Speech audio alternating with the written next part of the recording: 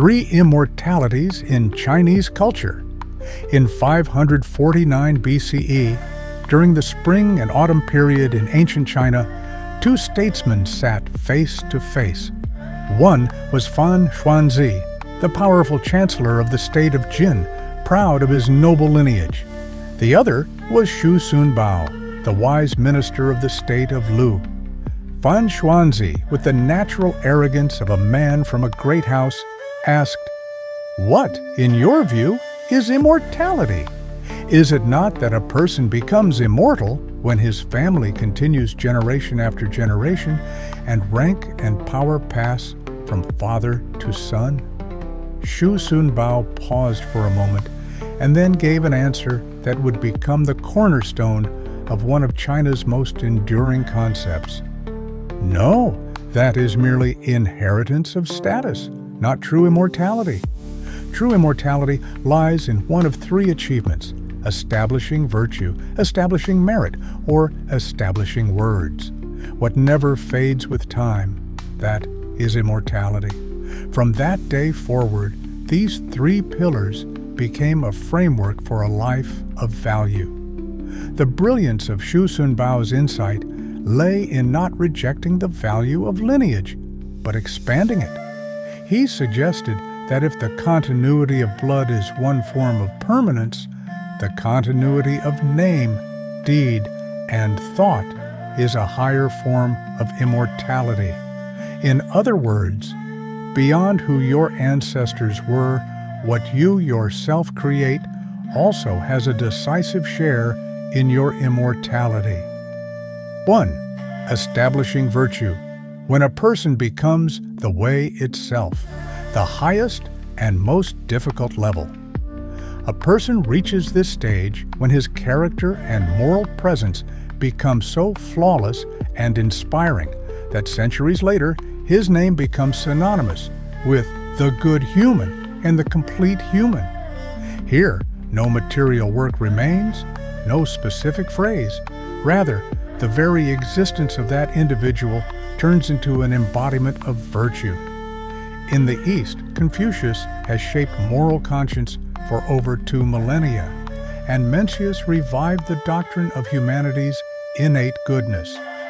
In the West, Socrates, holding his cup of hemlock, showed that truth is superior to life, and the Buddha, renouncing his crown, elevated compassion for universal suffering to its peak.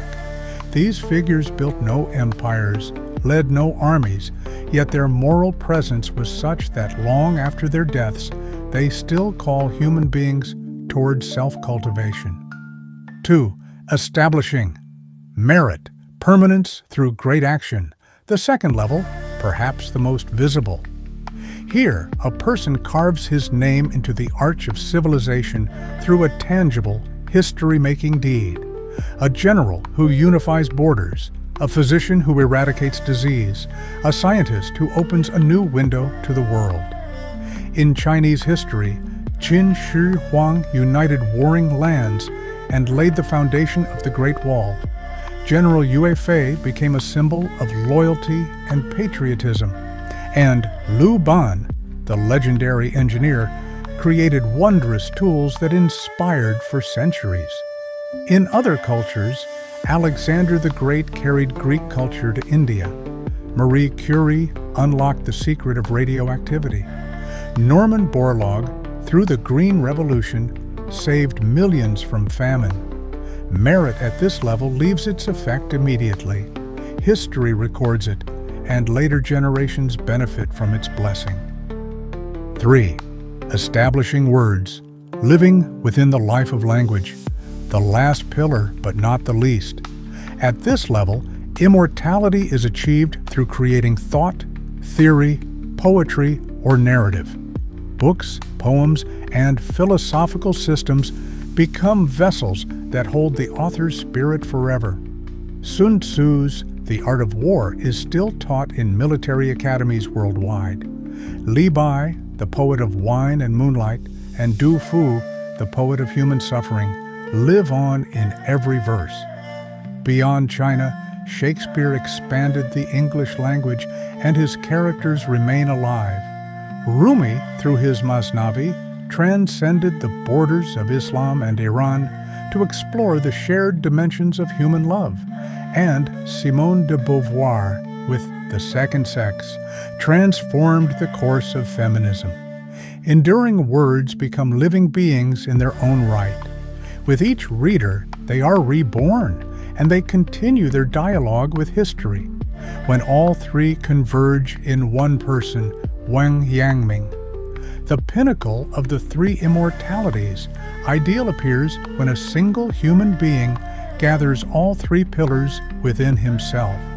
Here, the name Wang Yangming, Ming Dynasty, shines like a star. On one hand, he was the philosopher who founded the school of the intuitive heart, the school of mind, a school that, unlike dry, abstract philosophies, proclaimed that true knowledge is embedded in action and that every person can achieve virtue by listening to their inner conscience. On the other hand, he was a general whose military genius crushed bloody rebellions and restored peace to vast regions. The people saw him not merely as a theorist, but as a practical savior. And third, his words, his book, Instructions for Practical Living, Chuanshilu, is still taught after 5 centuries in the universities of Japan, Korea, and China, and inspired thinkers such as Zhu Xi and even some Japanese leaders of the Meiji era. It has been said of him, Wang Yangming, who attained all three immortalities, was a complete human being. In him, virtue, merit, and words were not merely juxtaposed, but interwoven. His philosophy moved him to action. His action breathed life into his words, and his words made his virtue eternal. Why are the three immortalities still resonant after 2,500 years?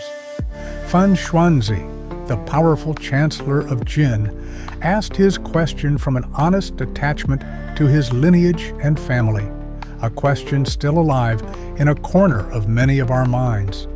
Is the continuity of blood and family name not enough for immortality? Xu Sunbao's answer, however, widened the horizon. Yes, lineage has value, but immortality cannot be reduced to inheritance alone. Every human being, regardless of who their ancestors were, can build a lasting name through virtue, merit, or words. And interestingly, this very perspective ultimately brings honor to lineage as well. For a family that produces such a child itself attains a second kind of immortality. Perhaps today few are comfortable with the word immortality, yet the question of lasting value still stirs the soul as keenly as ever.